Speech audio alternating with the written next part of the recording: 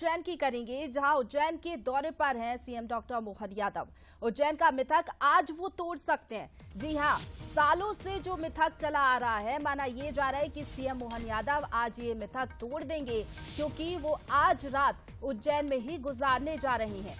आज वो उज्जैन के दौरे पर हैं।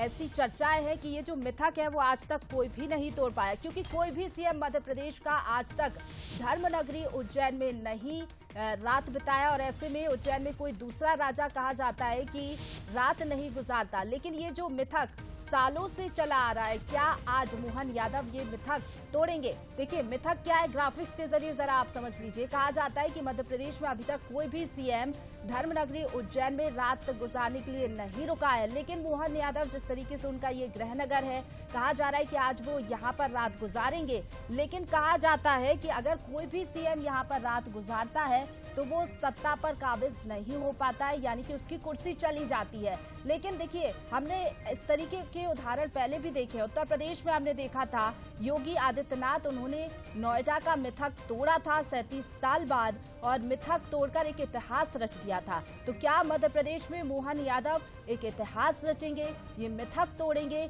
ये बड़ा सवाल है। लेकिन जिस तरीके से उनका कार्यक्रम तय है आज, ये माना जा रहा है कि वो उज्जैन में ही रुकेंगे और ये जो मिथक है वो तोड़ते हुए नजर आएंगे।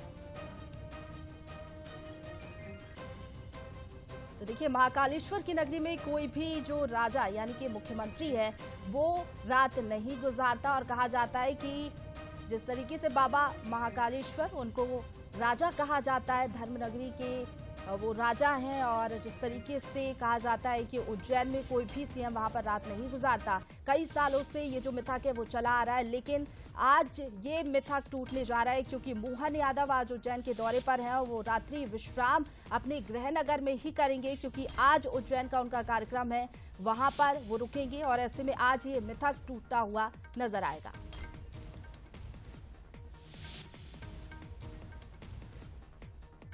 और चलिए, इसी पर ज्यादा बातचीत के लिए सीधा रुख करेंगे। हमारे साथ executive editor Manoj Saini ji live जुड़ गए हैं। इसके साथ ही हमारे साथ न्यूज हेड शरद द्विवेदी जी भी बने हुए हैं। लेकिन सबसे पहले मनोज जी, आपके पास मैं आना चाहूंगी। हमने देखा उत्तर प्रदेश में सीएम योगी आदित्यनाथ ने नोएडा से जुड़ा हुआ एक मिथक तोड़ा था, तो क्या मध्य प्रदेश में भी मोहन यादव इतिहास रचने जा रहे हैं और ये मिथक आज टूटेगा?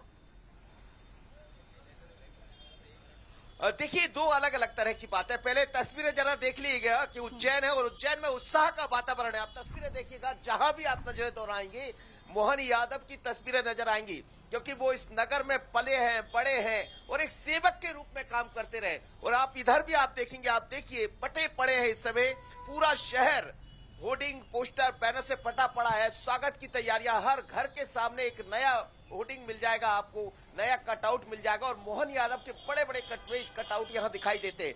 जहां तक बात करें उस खबर की जिसको लेकर हम बात कर रहे हैं, तो मिथक तो टूटेगा। मिथक इसलिए भी टूटेगा कि उज्जैन यानी महाकाल की नगरी ने पहली बार एक मध्य प्रदेश को मुखिया दिया है, सीएम दिया है। दूसरी तरफ ये बात है कि जो बात कही जाती रही है, क्या महाकाल में जो मुखिया रहे हैं वो आज तक तो नहीं रुके हैं, लेकिन जो प्रोग्राम तय हुआ 2:45 पर मोहन यादव मध्य प्रदेश के नए मुख्यमंत्री यहां पहुंचेंगे, उसके बाद तमाम तरह के उनके कार्यक्रम है, रोड शो होना है, आम जनता के बीच में जाना है, अपने लोगों से मुलाकात करना, और नाइट हल्ट करने वाले, नाइट हल्ट जो प्रोग्राम में लिखा उसके मुताबिक वो यहाँ रुकने वाले। लेकिन जब शाम को यहाँ पहुंचेंगे उसके बाद क्या होता है, लेकिन जो प्रोग्राम दिखाई दे रहा है उसके मुताबिक तो रुकेंगे। लेकिन इसको ऐसे लेना चाहिए, क्योंकि महाकाल की नगरी उज्जैन है, ये बात सच है कि यहाँ कोई रुका नहीं है, लेकिन वो यहाँ यहीं के रहने वाले एक सेवक के रूप में लगातार काम करते रहे और यहाँ रुकने जा रहे हैं। और यदि ऐसा होता है तो निश्चित रूप से ये मिथक टूटेगा।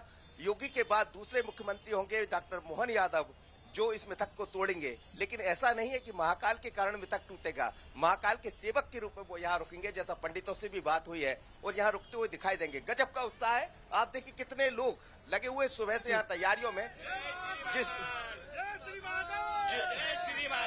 भी चौराहे पे आप चले जाएंगे, जय जय श्री महाकाल हो रहा है। क्या कहेंगे, मोहन जी आ रहे हैं आज, और ऐसा भी कह रहे हैं कि यहाँ रुकने भी वाले हैं, नाइट हल्ट करने वाले हैं। वो प्रोग्राम या एक आया है उनका सरकारी कार्यक्रम, उसमें तो वैसे तो वो सेवक के रूप में यहाँ काम करते रहे, तो यहीं पैदा हुए, यहीं रुके हैं, तो रुकने वाले हैं। सबसे पहले तो हमारे उज्जैन वासियों के लिए बड़े गौरव का विषय है कि हमारे बीच के हमारे अपने इसी विधानसभा क्षेत्र के उज्जैन दक्षिण के विधायक माननीय डॉक्टर मोहन यादव जी को भाजपा हाईकमान ने जिस प्रकार से मध्य प्रदेश का नेतृत्व सौंपा है, तो उज्जैन ही नहीं पूरे मध्य प्रदेश का विकास होगा। उन्हें विकास पुरुष के नाम से जाना जाता है। और जो ये किंवदंती है कि बाबा महाकाल खुद अपने राजा है और कोई भी राजा या मुख्यमंत्री यहाँ पर रुकता नहीं है, लेकिन हमारी ऐसी सोच है कि मोहन जी का जन्म इसी नगरी में हुआ, महाकाल की नगरी में। बाबा महाकाल के आशीर्वाद से यहाँ पैदा हुए हैं, बड़े पले बड़े हैं, शिक्षा ग्रहण करी है, राजनीति में आए, विधायक बने, मुख्यमंत्री बने, तो वो तो बाबा महाकाल के परिवार के ही बच्चे हैं। अगर वो रुक भी सकते हैं, ऐसा नहीं है, उनका शहर है, बाहर के व्यक्ति नहीं है। वो राजा नहीं होंगे, एक बच्चा है, महाकाल के बच्चा, महाकाल के एक सेवक के रूप में रुकेंगे। बिल्कुल सेवक के रूप में रुक सकते हैं। और वास्तव में उनका पूरा जीवन आम जनता की सेवाओं में ही बीता है और लगातार और प्रयास करते जा रहे हैं। और यहाँ पे ऐसा माहौल है जैसे दिवाली का माहौल रहता है, उस प्रकार का यहाँ का उज्जैन का माहौल है। उज्जैन के आम जनता, बच्चे बूढ़े सभी उनसे संतुष्ट है और तैयारियां हैं आज उनको आगमन को लेकर। वास्तव में बहुत खुशी है पूरा उज्जैन, और हमारे को ये खुशी है कि पूरा परिवार बाबा का सेवक है। हमारी भाभी भी, उनके बच्चे भी, ऐसा नहीं कि मोहन जी का पूरा परिवार महाकाल बाबा का भक्त है। और महाकाल बाबा ने जो पहुंचाया उनको ऊपर, मतलब हम सब पूरा उज्जैन इसलिए खुश है कि हम सबको गर्व है कि मध्य प्रदेश के हमारे विधायक जो हमारे मंत्री थे, उन्होंने यहाँ पे भी बहुत काम किए। जो यहाँ भी विकास, उनको विकास पुरुष इसलिए बोला जाता है कि उनकी कार्य करने की शैली है। अब मध्य प्रदेश भी हमको पूरा भरोसा है कि चौमुखी विकास हो, चौमुखी विकास करेगा। और तैयार है स्वागत के लिए? बिल्कुल तैयार है। पूरे उज्जैन में दिवाली का माहौल है और पूरा उज्जैन का एक हर आम जन खुश है। उनने शुरू से सेवा करते आए हैं, विधायक थे, उसके पूर्व भी, उसके बाद भी क्या, और आज सीएम बने। ये उज्जैन का सौभाग्य है। भविष्य में उज्जैन बहुत तरक्की करेगा और बहुत कार्य करेगा। बने रहिए मेरे साथ। लेकिन चलिए शरद जी, देखिए आप किस तरह का माहौल है। बड़ी खुश है इस समय पूरी यहाँ की जनता जनार्दन, क्योंकि एक ऐसा महाकाल का सेवक जो अब राजा बन गया। लेकिन राजा और महाराजा तो सब कुछ उज्जैन में महाकाल ही है। बिल्कुल मनोज, और सबसे महत्वपूर्ण बात है जो हम शुरू में भी कहते रहे आरंभ से, कि क्या प्रभु की किसी के साथ प्रतिस्पर्धा हो सकती है? क्या प्रभु को भी ये बुरा लगता है कि आपने इस तरह से यहाँ रुक गए आप? ये सिर्फ एक मान्यता है। जीवन में न जाने कितनी बार बिल्ली ने आपका भी रास्ता काटा होगा, मेरा भी काटा है, और मैं डरा भी हूं। मैं ये कहने में मुझे संकोच नहीं है कि मैं इन सब चीजों पे विश्वास नहीं करता। मैं जा रहा था किसी यात्रा में, साथ में बंसल न्यूज की हमारी टीम थी, और हमें लगा ऐसा ना हो जैसे हमने बचपन से सुना है, दिमाग में एक पिक्चर है कि बिल्ली ने रास्ता काटा है, कुछ घटेगा, कुछ अच्छा नहीं होगा। लेकिन कुछ भी नहीं हुआ। मैंने ऐसे लोगों के बारे में भी सुना है जिन्होंने नीलकंठ को तोते की तरह पिंजरे में बंद कर दिया कि सुबह सुबह नीलकंठ के दर्शन करेंगे तो दिन अच्छा बीतेगा। रावण के बारे में तो ये कहा जाता है उसने सारे ग्रहों को अपने पास कैद कर लिया था कि कोई ग्रह प्रतिकूल कैसे होगा। ये सारी चीजें सिर्फ मान्यता है। महत्वपूर्ण बात है कर्म। और मोहन यादव न सिर्फ महाकाल के भक्त हैं, बल्कि उज्जैनी में रहने वाला। कहा तो जाता है कि जो भक्त हो महाकाल का, उसको किस बात का डर है। तो उनके मन में मुझे नहीं लगता कोई चिंता होगी, कोई समस्या होगी। और ये सिर्फ कोरी मान्यताएं हैं। प्रभु के साथ सिर्फ एक भाव रखिए, प्रेम का भाव।